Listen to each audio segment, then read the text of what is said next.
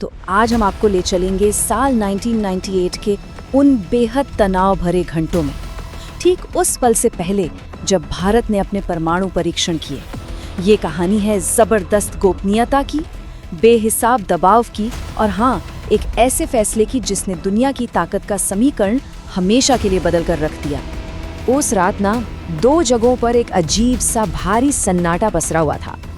एक तरफ एक बहुत दूर वीरान रेगिस्तान में और दूसरी तरफ प्रधानमंत्री के ऑफिस में। आप सोचिए, दोनों ही जगहों पर हवा में एक जबरदस्त तनाव था। इंतजार था तो बस एक फैसले का, एक ऐसा फैसला जो इतिहास का रुख मोड़ने वाला था। सोचिए, पोखरण का वो विशाल वीरान रेगिस्तान, रेत के नीचे ना केबल्स का एक पूरा जाल बिछा हुआ था और पूरे सन्नाटे में बस एक अकेली लाल बत्ती थी जो चुपचाप जल बुझ रही थी।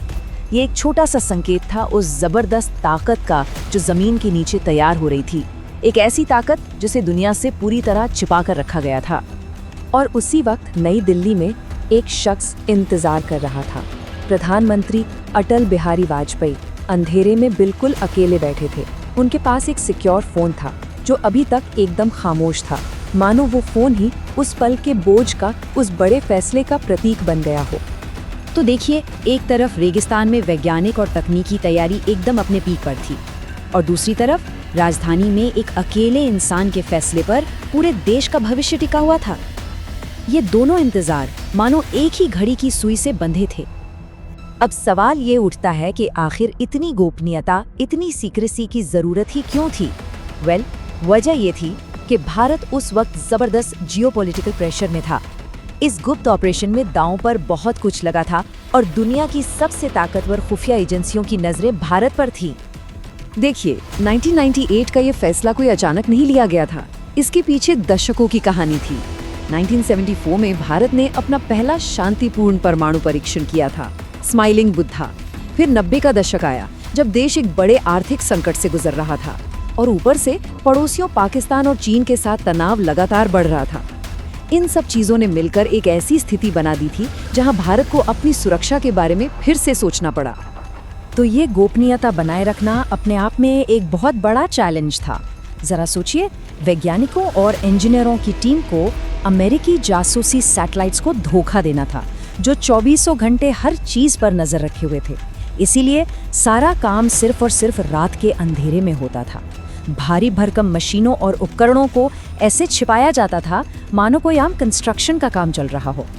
साफ है, इस मिशन में गलती की जरा भी गुंजाइश नहीं थी। एक छोटी सी चूक या फिर कोई एक जानकारी लीक हो जाती और बस पूरा प्लान वहीं का वहीं ढह जाता, इतिहास बनने से पहले ही रुक जाता। तो चलिए, अब हम उन आखिरी सबसे अहम पलों की ओर बढ़ते हैं। तनाव अब अपने पीक पर था और एक ऐसे फैसले का वक्त आ गया था जिसे लिया गया तो फिर बदला नहीं जा सकता था। इंतजार बस अब खत्म होने को था। समझना होगा कि ये सिर्फ एक वैज्ञानिक परीक्षण नहीं था। नहीं, ये दुनिया के लिए एक घोषणा थी। एक तरफ इसका सीधा मतलब था अंतर्राष्ट्रीय प्रतिबंधों और दुनिया में अकेले पड़ जाने का खतरा उठाना, और दूसरी तरफ ये दुनिया को बताने का मौका था कि भारत अपने फैसले खुद ले सकता है बिना किसी बाहरी दबाव के। ये अपनी रणनीतिक स्वायत्तता का एक बड़ा बयान था। तो अब सवाल टेक्निकलिटी का नहीं रह गया था। सवाल ये नहीं था कि क्या हम ये कर सकते हैं। असली सवाल ये था कि क्या हम इसकी कीमत चुकाने को तैयार हैं। इस फैसले के बाद जो आर्थिक और राजनयिक पाबंदियां लगनी थीं, क्या भारत उसके लिए तैयार था? ये अब देश के लिए एक बड़े बलिदान और तकदीर का सवाल बन गया था। और फिर घंटों के उस भारी सन्नाटे के बाद वो सिक्योर फोन बज उठता है। ये वही पल था जिसका नई दिल्ली और पोखरण दोनों जगहों पर सांसें रोककर इंतजार किया जा रहा था। ठीक दोपहर के 3:45। ये वही पल था जब आदेश दिया गया, खामोशी टूटी और इतिहास रच दिया गया। परीक्षण कामयाब रहा, लेकिन अब वक्त था दुनिया की प्रतिक्रिया का सामना करने का। इस एक घटना के झटके अब पूरी दुनिया में महसूस किए जाने वाले थे। उधर पोखरण में जैसे ही धरती कांपी, सालों की कड़ी मेहनत सफल हो गई। वहां मौजूद वैज्ञानिकों के चेहरों पर राहत, गर्व और खुशी के आंसुओं का एक मिला जुला मंजर था। उन्होंने वो कर दिखाया था जो असंभव माना जा रहा था। जैसा कि उम्मीद थी, दुनिया का रिएक्शन फौरन आया और बहुत सख्त था। अमेरिका, चीन, G8 देश सबने एक सुर में इसकी निंदा की और कड़े आर्थिक प्रतिबंध लगा दिए। वहीं दूसरी तरफ पाकिस्तान ने जवाब में अपने खुद के परीक्षणों की तैयारी शुरू कर दी।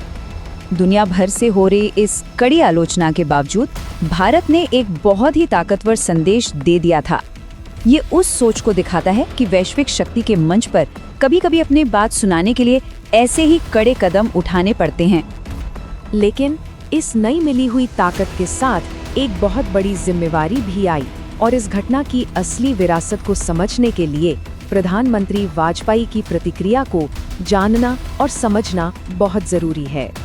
जब प्रधानमंत्री वाजपेयी ने देश को संबोधित किया तो उनका अंदाज बिल्कुल अलग था। जमीन के नीचे हुए उस जबरदस्त धमाके के ठीक उलट उनकी आवाज में जीत का कोई अहंकार नहीं था, बल्कि एक गहरी शांति और संयम था। उन्होंने कोई जश्न नहीं मनाया, क्योंकि वो जानते थे कि सच्ची शक्ति का प्रदर्शन किसी विस्फोट में नहीं होता, बल्कि उसे नियंत्रित करने में और संयम बरतने में होता है। और शायद यही इस पूरी घटना का सबसे गहरा फलसफा था। तो अंत में ये पूरी कहानी हमें एक बड़े सवाल पर लाकर छोड़ देती है। किसी देश की बड़ी महत्वाकांक्षाओं को पूरा करने की, दुनिया में अपनी जगह बनाने की और फिर उस मिली हुई ताकत को जिम्मेदारी से संभालने की असली कीमत क्या होती है? ये एक ऐसा सवाल है जिस पर आज भी सोचना उतना ही जरूरी है।